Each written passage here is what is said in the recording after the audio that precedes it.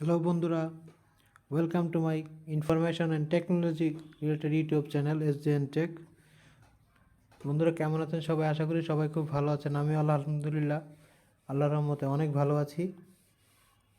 বন্ধুরা আজকে আপনার সামনে একটি ইন্টারেস্টিং টপিক নিয়ে আলোচনা করব। মূলত আমরা যারা ফ্রিল্যান্সিং কাজ করি কিংবা মাইক্রো ওয়ার্কার পিকো ওয়ার্কার্সের মতো মাইক্রো জব সাইটে কাজ করি, তাদের জন্য এই ভিডিওটি বিশেষ গুরুত্বপূর্ণ। বিশেষ যারা নতুন আছেন যারা, তাদের জন্য ভিডিওটি অনেক গুরুত্বপূর্ণ। আমরা যারা ফ্রিল্যান্সিং মাইক্রোসফট সাইটে কাজ করি তারা প্রায় কম বেশি সবাই বিটলি লিঙ্ক সম্বন্ধে অবগত। যারা জানেন না তাদের জন্য বলছি, মূলত বিটলি লিঙ্ক একটি ইউআরএল ফরম্যাট।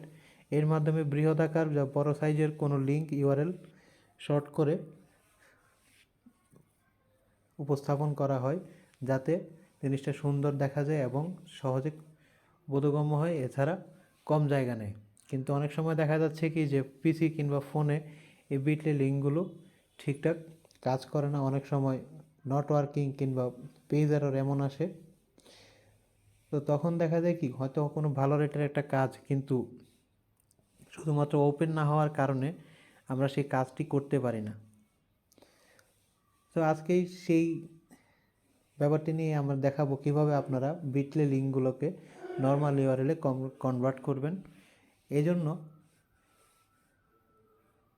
আপনাকে যেটা করতে হবে সেটা হচ্ছে নর্মাল ওয়েব ব্রাউজারে আপনি ঢুকবেন। ঢোকার পর আগে থেকে আপনি যে যে বিটলি লিঙ্ক আপনি কনভার্ট করতে আছেন সেটাকে আপনি একটা নোটপ্যাডে সেভ করে রাখবেন কিংবা কপি করে রাখবেন। আমি এখান থেকে কপি করে নিলাম। কপি করে নেওয়ার পর আমার ক্রোম ব্রাউজার থেকে আমি নতুন একটা পেজ নেব। পেজ নেওয়ার পর সার্চ বারে লিখব এক্সপান্ড। আমার আগে থেকে করা ছিল তাই আমি একটু লিখতেই চলে এসছে expandurl.net। মূলত এই হচ্ছে লিঙ্কটা। সো আমি এখানে ক্লিক করলাম expandurl.net-এ। expandurl ক্লিক করার পর একটু নিচে সার্চ করে দেখবেন এখানে লেখা আছে, একটা বক্স আছে tab, just enter any short and URL into the field below. ঠিক আছে, আমি এখান থেকে এই বক্সে আমি যে লিঙ্কটি কপি করেছিলাম সেটা এখানে পেস্ট করে দেবো। পেস্ট করার পর আমি এক্সপান্ড ইউআরএল যে ট্যাবটা আছে আমি ওখানে ক্লিক করব। ক্লিক করার পর দেখুন নিচে রেজাল্ট ফর HTTPS বিটলি যে লিঙ্কটা আছে, এই যে এখানে দেখুন আমার ইনপুট করা লিঙ্কটা ছিল, শর্ট ইউআরএল ছিল .bitly এটা, এবং লং ইউআরএল যেটা সেটা এখানে https://www.ysense.com। এটা হচ্ছে ফুল ইউআরএল যেটা। সো এখন আমি সেটা কপি করে নিলাম। কপি করে নেওয়ার পর দেখি লিঙ্কটা কাজ করে কি না। আমি আরেকটা ট্যাব নিলাম। ট্যাব নেওয়ার পর অ্যাড্রেস বারে আমি আগের মতো লিঙ্কটা পেস্ট করে দিলাম।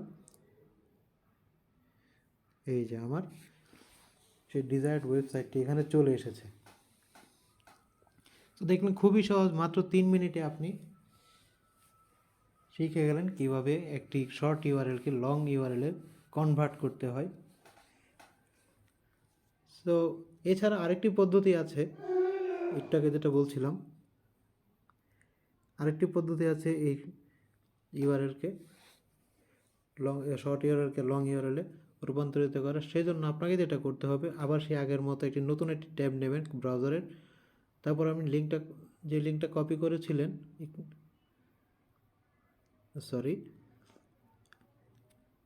আপনি নোটপ্যাড থেকে যে লিঙ্কটা কপি করেছিলেন সেই লিঙ্কটি আবার নিন। আমি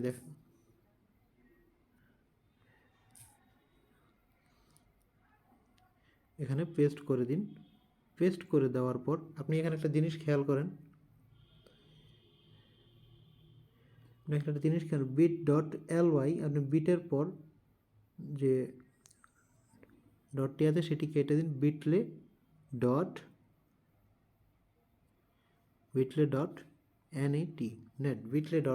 এটুক লেখার পর আর কিছু লিখতে হবে না, আপনি জাস্ট এন্টার করে দিন।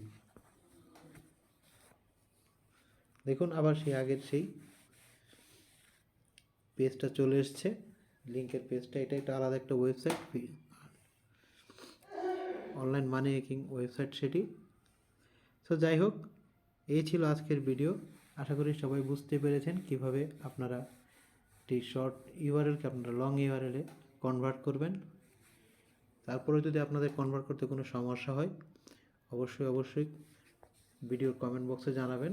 আর ভিডিওটি কেমন লেগেছে তা অবশ্যই আমাকে কমেন্ট করে জানাবেন। ভালো লেগে থাকলে লাইক করবেন, কমেন্ট করবেন, সাবস্ক্রাইব করবেন।